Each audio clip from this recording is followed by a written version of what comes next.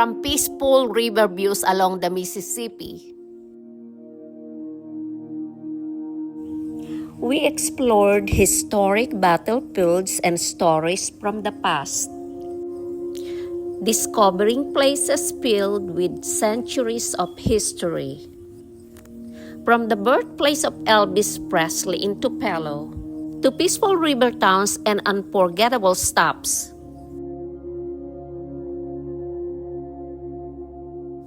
And drove through powerful storms along the way. This is our 5-day RV journey from Houston through Mississippi and Louisiana.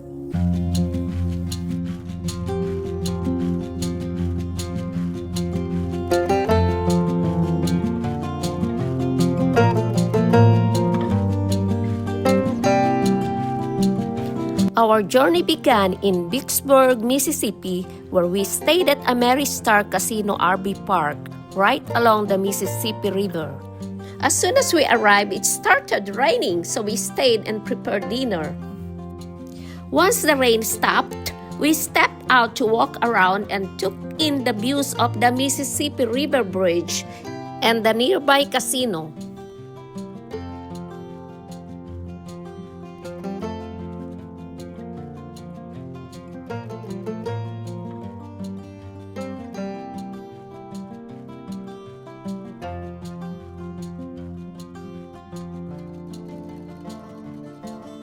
The next morning greeted us with a beautiful sunrise. From there, we continued to the Vicksburg National Military Park using our America the Beautiful Pass for entry.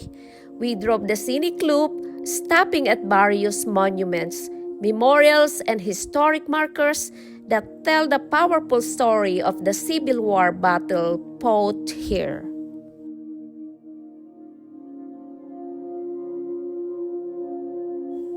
One of the most memorable stops was the USS Cairo Museum, where we saw the remains of the ironclad warship that was sunk during the Civil War and later recovered from the river.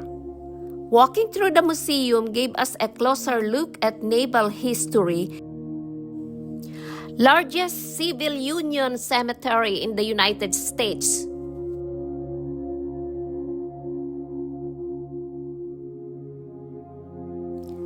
After exploring Vicksburg, we continued our journey toward Tupelo, traveling along the scenic Natchez Trace Parkway.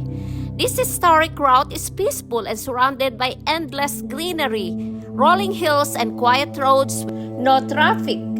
It's known for its natural beauty and deep history, once used by Native Americans, traders, and early travelers.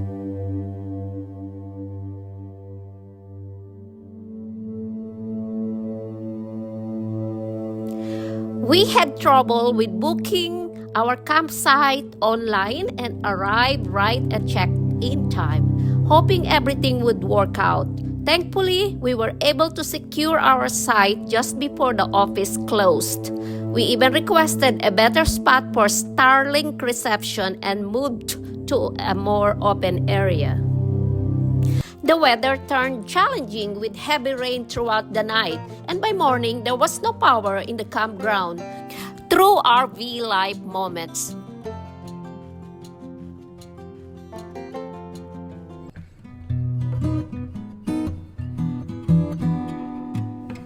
Good morning! We are here in Tupelo, Mississippi. We are gonna be experiencing Elvis today. Here at the entrance, we got this overview map. This is actually the birthplace of Elvis. So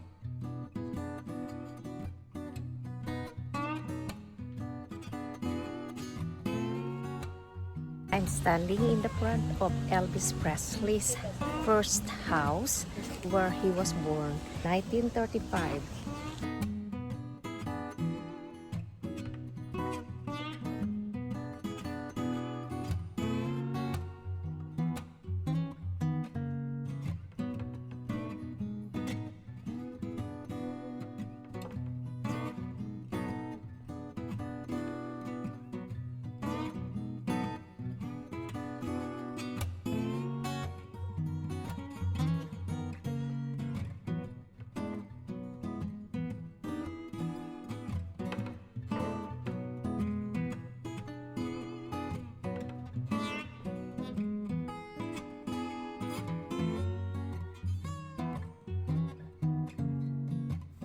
The statue captures the humble beginnings of a boy from Tupelo who would one day become the king of rock and roll.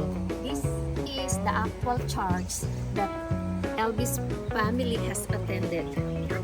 And it was actually moved from, did they say one block away from here? And it was moved on this place. So it will be in the same compound with that house. That is the house where Elvis was born in 1935. That was actually built by his father in 1934. And the following year, January 8, 1935, Elvis was born. And on this church that I told you earlier, this is where his family attended service, and that's where he first heard the music that inspired him. Music that he first learned. So I'm standing in front of the memorial chapel that was built with donations from Elvis fans and friends from all over the world.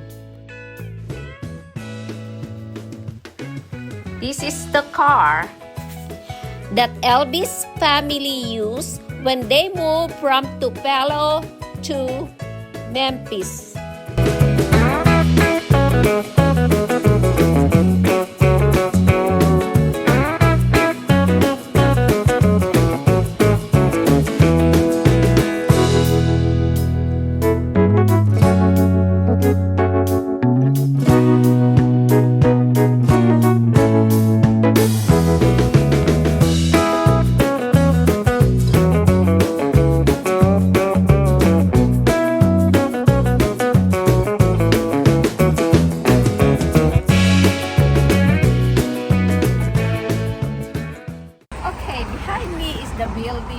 The Tupelo Hardware Company. This is where Gladys brought Elvis to buy a bicycle, but Elvis got interested in a gun instead, and Gladys wasn't happy about it. So they made a compromise and get a guitar instead for $7.90.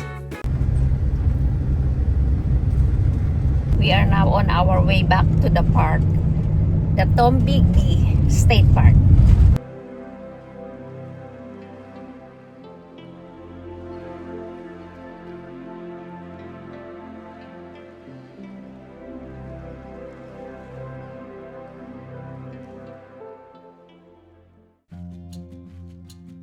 One, and that is the restroom. It has 2 shower rooms, 3 toilet rooms for women, and they also have laundry and dryer. So the campground goes all the way here and ends at number 20,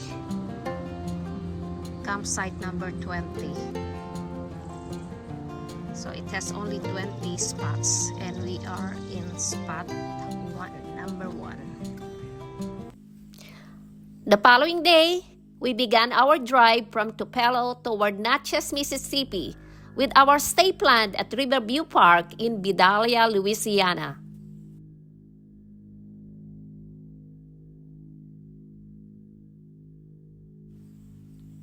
Once again, part of our route followed by the scenic Natchez Trace Parkway, offering peaceful views and a calm driving experience through forest and historic landscapes.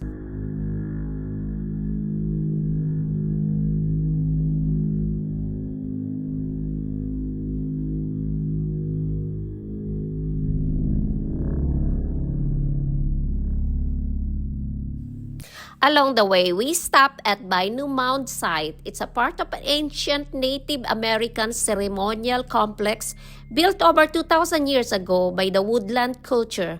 And standing there surrounded by nature made us reflect on how much history exists along this quiet historic corridor.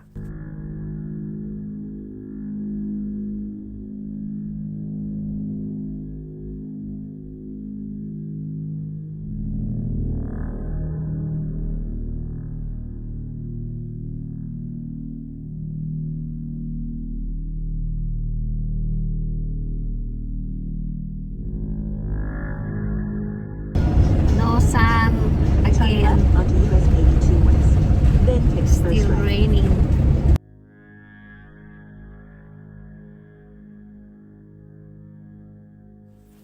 As we explored Natchez, we passed several beautiful historic mansions and homes that reflect the city's rich southern history and architecture. Before reaching our campsite, we made a stop in Longwood, one of the most unique historic homes in the United States. This mansion is known as the largest octagonal house in the country.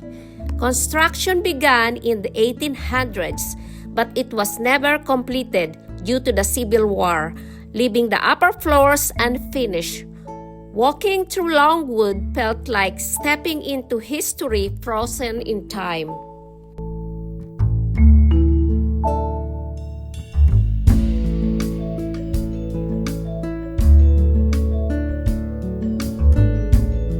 After that, we crossed the Mississippi River bridge into Louisiana, enjoyed beautiful views of the river separating Natchez, Mississippi and Vidalia, Louisiana as we made our way to the Riverview Park.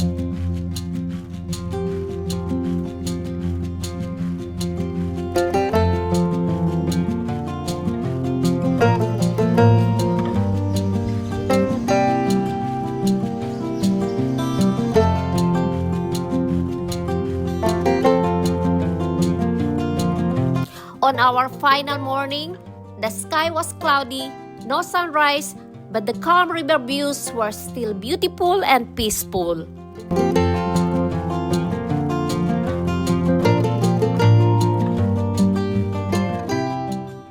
With stormy skies following us on the way home, we drive carefully through Louisiana, thankful for a safe and memorable journey together.